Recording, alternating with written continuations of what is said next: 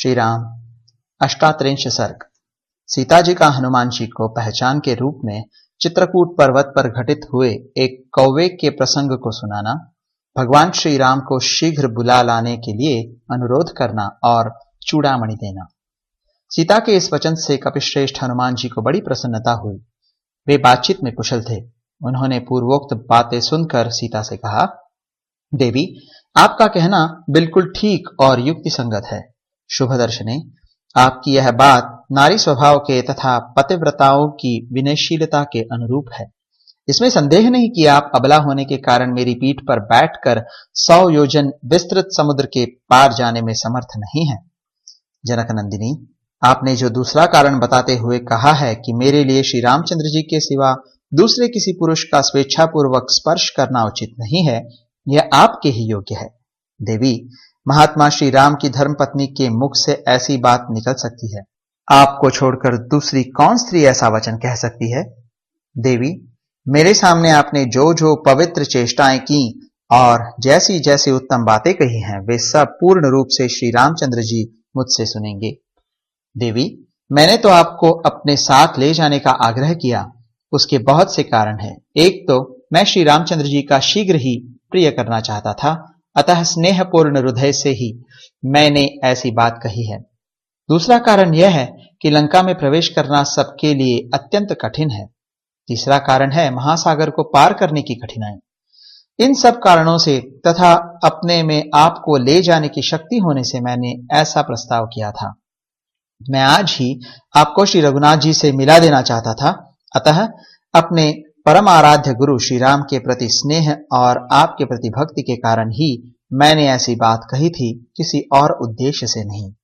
किंतु सती साध्वी देवी, यदि आपके मन में मेरे साथ चलने का उत्साह नहीं है तो आप अपनी कोई पहचान ही दे दीजिए, जिससे श्री रामचंद्र जी यह जान लें कि मैंने आपका दर्शन किया है। हनुमान जी के ऐसा कहने पर देवकन्या के समान तेजस्विनी सीता अश्रुगदगद वाणी में धीरे धीरे इस प्रकार बोली, वानर श्रेष्ठ, तुम मेरे प्रियतम से यह उत्तम पहचान बताना। नाथ, चित्रकूट पर्वत के उत्तर पूर्व वाले भाग पर, जो मंदाकिनी नदी के समीप है तथा जहां फल मूल और जल की अधिकता है, उस सिद्ध सेवित प्रदेश में तापस आश्रम के भीतर जब मैं निवास करती थी, उन्हीं दिनों नाना प्रकार के फूलों की सुगंध से वासित उस आश्रम के उपवनों में जल विहार करके आप भीगे हुए आए और मेरी गोद में बैठ गए। तदनंतर किसी दूसरे समय एक मांसलोलुप कौवा आकर मुझ पर चोंच मारने लगा। मैं जी कौवे को खाने की इच्छा थी, इसलिए वह मेरा मांस नोचने से निवृत्त नहीं होता था। मैं उस पक्षी पर बहुत कुपित थी, अतः अपने लहंगे को दृढ़तापूर्वक कसने के लिए कटिसूत्र मतलब नारे को खींचने लगी। उस समय मेरा वस्त्र कुछ नीचे खिसक गया और उसी अवस्था में आपने मुझे देख लिया। देखकर आपने मेरी हंसी उड़ाई। इससे मैं पहले तो कुपित हुई और फिर लज्जित हो गई। इतने ही में उस भक्ष लोलुप कौवे ने फिर चोंच मारकर मुझे क्षत विक्षत कर दिया और उसी अवस्था में मैं आपके पास आई। आप वहां बैठे हुए थे। मैं उस कौवे की हरकत से तंग आ गई थी, अतः थक कर आपकी गोद में आ बैठी। उस समय मैं कुपित सी हो रही थी और आपने प्रसन्न होकर मुझे सांत्वना दी। नाथ, कौवे ने मुझे कुपित कर दिया था। मेरे मुख पर आंसुओं की धारा बह रही थी और मैं धीरे धीरे आंखें पोंछ रही थी। आपने मेरी उस अवस्था को लक्ष्य किया। हनुमान, मैं थक जाने के कारण उस दिन बहुत देर तक श्री रघुनाथ जी की गोद में सोई रही। फिर उनकी बारी आई और वे भरत के बड़े भाई मेरी गोद में सिर रखकर सो गए। इसी समय वह कौवा फिर वहां आया।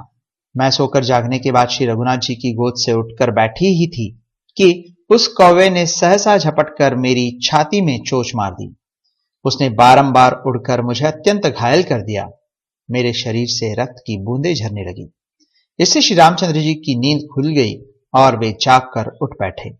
मेरी छाती में घाव हुआ देख महाभाव श्री राम उस समय कुपित हो उठे और फुफकारते हुए विषधर सर्प के समान जोर जोर से सांस लेते हुए बोले, हाथी की सूंड के समान जांघों वाली सुंदरी, किसने तुम्हारी छाती को क्षत विक्षत किया है? कौन रोष से भरे हुए 5 मुख वाले सर्प के साथ खेल रहा है? इतना कहकर जब उन्होंने इधर उधर दृष्टि डाली, तब उस कौवे को देखा जो मेरी ओर ही मुख किए बैठा था। उसके तीखे पंजे खून से रंग गए थे। वह पक्षियों में श्रेष्ठ कौवा इंद्र का पुत्र था। उसकी गति वायु के समान तीव्र थी। वह शीघ्र ही स्वर्ग से उड़कर पृथ्वी पर आ पहुंचा था। उस समय बुद्धिमानों में श्रेष्ठ महाबाहु श्री राम के नेत्र क्रोध से घूमने लगे। उन्होंने उस कौवे को कठोर दंड देने का विचार किया। श्री राम ने कुश की चटाई से एक कुश निकाला और उसे ब्रह्मास्त्र के मंत्र से अभिमंत्रित किया। अभिमंत्रित करते ही वह कालाग्नि के समान प्रज्वलित हो उठा। उसका लक्ष्य वह पक्षी ही था। श्री रघुनाथ जी ने वह प्रज्वलित कुश उस कौवे की ओर छोड़ा। फिर तो वह आकाश में उसका पीछा करने लगा। वह कौवा कई प्रकार की उड़ानें लगाता अपने प्राण बचाने के लिए इस संपूर्ण जगत में भागता फिरा, किंतु उस बाण ने कहीं भी उसका पीछा न छोड़ा। उसके पिता इंद्र तथा समस्त श्रेष्ठ महर्षियों ने भी उसका परित्याग कर दिया। तीनों लोकों में घूमकर अंत में वह पुनः भगवान श्री राम की ही शरण में आया। रघुनाथ जी शरणागत वत्सल हैं। उनकी शरण में आकर जब वह पृथ्वी पर गिर पड़ा तब उन्हें उस पर दया आ गई। अतः वध के योग्य होने पर भी उस कौवे को उन्होंने मारा नहीं, उबारा। उसकी शक्ति क्षीण हो चुकी थी और वह उदास होकर सामने गिरा था। उस अवस्था में उसको लक्ष्य करके भगवान बोले, ब्रह्मास्त्र को तो व्यर्थ किया नहीं जा सकता, अतः बताओ इसके द्वारा तुम्हारा कौन सा अंग भंग किया जाए। फिर उसकी सम्मति के अनुसार श्री राम ने उस अस्त्र से उस कौवे की दाहिनी आंख नष्ट कर दी। इस प्रकार दाया नेत्र देकर वह अपने प्राण बचा सका। तदनंतर दशरथ नंदन राजा राम को नमस्कार करके उन वीर शिरोमणि से विदा लेकर वह अपने निवास स्थान को चला गया। कपिश्रेष्ठ, तुम मेरे स्वामी से जाकर कहना, प्राणनाथ पृथ्वीपते, आपने मेरे लिए एक साधारण अपराध करने वाले कौवे पर भी ब्रह्मास्त्र का प्रयोग किया था। फिर जो आपके पास से मुझे हर ले आया उसको आप कैसे क्षमा कर रहे हैं? नरश्रेष्ठ, मेरे ऊपर महान उत्साह से पूर्ण कृपा कीजिए। प्राणनाथ, जो सदा आपसे सनाथ हैं, वह सीता आज अनाथ सी दिखाई देती है। दया करना सबसे बड़ा धर्म है, यह मैंने आपसे ही सुना है। मैं आपको अच्छी तरह जानती हूं। आपका बल, पराक्रम और उत्साह महान है। आपका कहीं आर पार नहीं है। आप असीम है। आपको कोई क्षुब्ध या पराजित नहीं कर सकता। आप गंभीरता में समुद्र के समान हैं। समुद्र पर्यंत सारी पृथ्वी के स्वामी हैं तथा इंद्र के समान तेजस्वी हैं। मैं आपके प्रभाव को जानती हूं। रघुनंदन, इस प्रकार अस्त्रवेत्ताओं में श्रेष्ठ, बलवान और शक्तिशाली होते हुए भी आप राक्षसों पर अपने अस्त्रों का प्रयोग क्यों नहीं करते हैं? पवन कुमार, नाग, गंधर्व, देवता और मरुदगण कोई भी सम्रांगण में श्री रामचंद्र जी का वेग नहीं सह सकते। उन परम पराक्रमी श्री राम के हृदय में यदि मेरे लिए कुछ व्याकुलता है तो वे अपने तीखे सहायकों से इन राक्षसों का संहार क्यों नहीं कर डालते? अथवा शत्रुओं को संताप देने वाले महाबली वीर लक्ष्मण ही अपने बड़े भाई की आज्ञा लेकर मेरा उद्धार क्यों नहीं करते हैं? वे दोनों पुरुष सिंह वायु तथा इंद्र के समान तेजस्वी हैं। यदि वे देवताओं के लिए भी दुर्जय हैं तो किस लिए मेरी उपेक्षा करते हैं? निस्संदेह मेरा ही कोई महान पाप उदित हुआ है जिससे वे दोनों शत्रु संतापी वीर मेरा उद्धार करने में समर्थ होते हुए भी मुझ पर कृपा दृष्टि नहीं कर रहे हैं। विदेह कुमारी सीता ने आंसू बहाते हुए जब यह करुणायुक्त बात कही तब इसे सुनकर वानर यूथपति महातेजस्वी हनुमान इस प्रकार बोले, देवी, मैं सत्य की शपथ खाकर आपसे कहता हूं कि श्री रामचंद्र जी आपके विरह शोक से पीड़ित हो अन्य सब कार्यों से विमुख हो गए हैं। केवल आपका ही चिंतन करते रहते हैं। श्री राम के दुखी होने से लक्ष्मण भी सदा संतप्त रहते हैं। किसी तरह आपका दर्शन हो गया। अब शोक करने का अवसर नहीं है। शोभने, इसी घड़ी से आप अपने दुख का अंत होता देखेंगी। वे दोनों पुरुष सिंह राजकुमार बड़े बलवान हैं तथा आपको देखने के लिए उनके मन में विशेष उत्साह है। अतः वे समस्त राक्षस जगत को भस्म कर डालेंगे। विशाल लोचने, रघुनाथ जी समरांगण में क्रूरता प्रकट करने वाले रावण को उसके बंधु बांधवों सहित मारकर आपको अपनी पुरी में ले जाएंगे।